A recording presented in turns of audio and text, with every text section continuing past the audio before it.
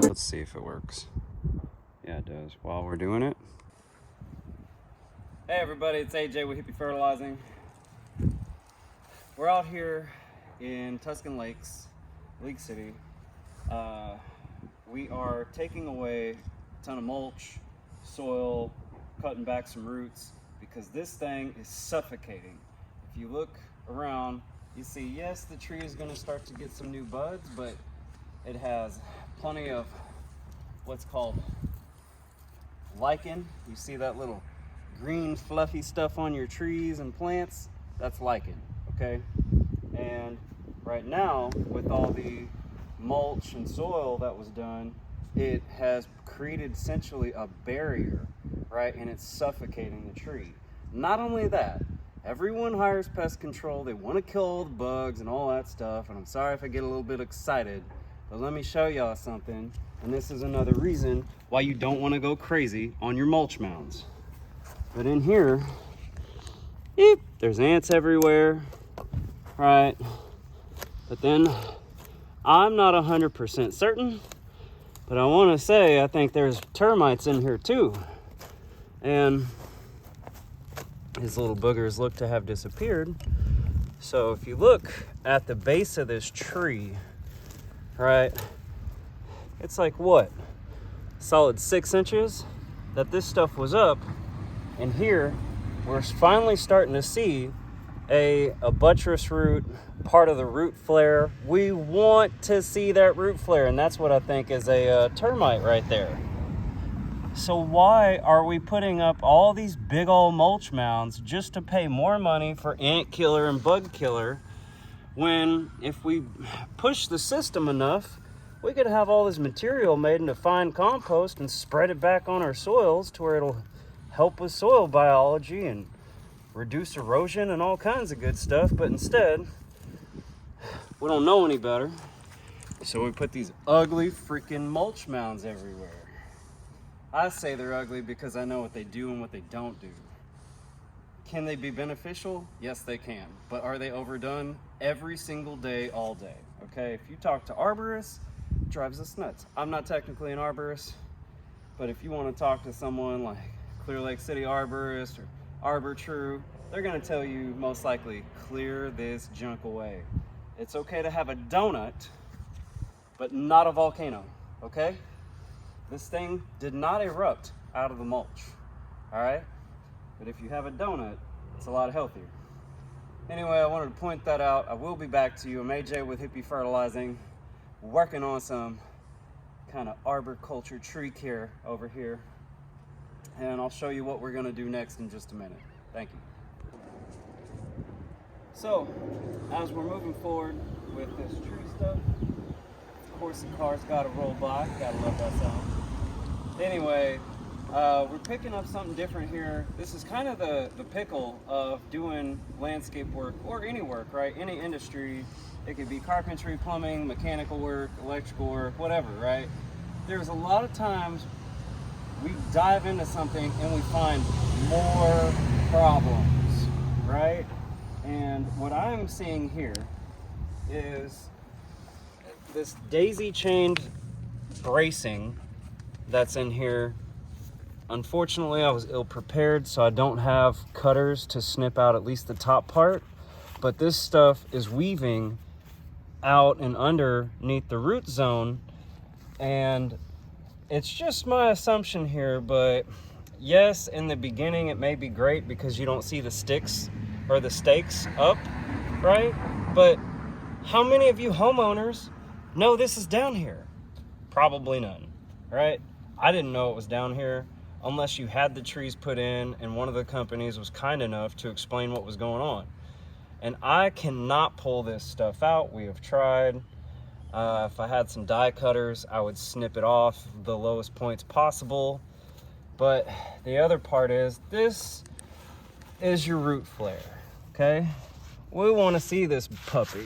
You see how much that was buried? We don't want to bury it.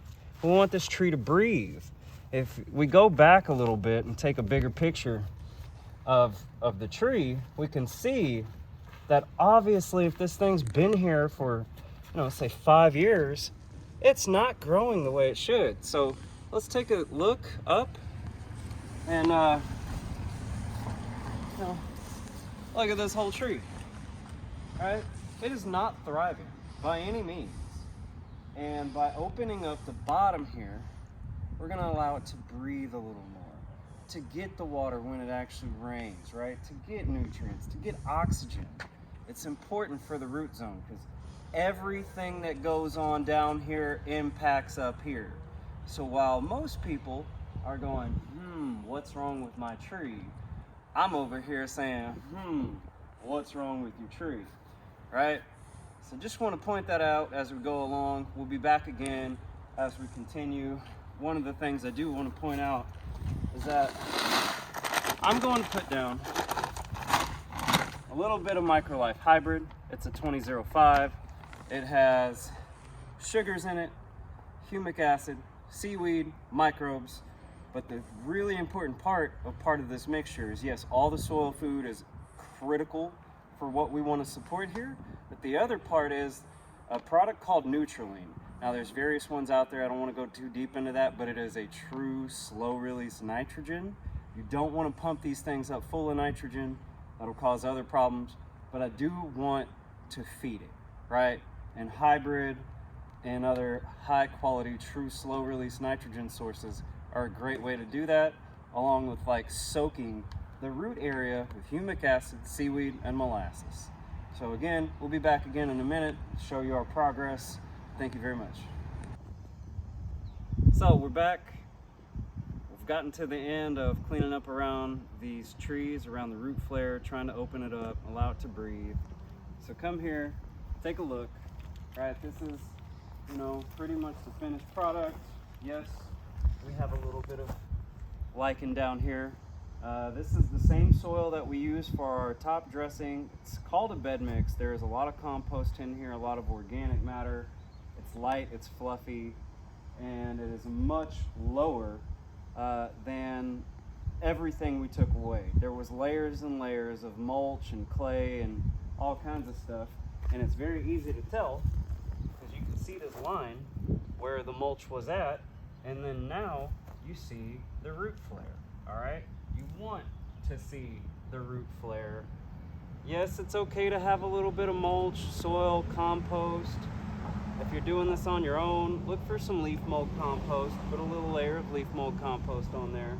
Underneath the soil, we use some Microlife Hybrid, and I have advised my customer to get a small sprinkler so they can just water this root zone real heavy, because your irrigation is not going to do the same job, okay? Get out here with the hose, get a sprinkler on this direct area, and because of what we did, it is safe to soak this puppy till everything all around it is wet, okay? Then let it dry out and do it again. So there we go, little root flare cleanup. Volcano mulch removal is what I like to call it. And we'll be back within the next couple months. I've also taken a little bit off of this tree, lifted up.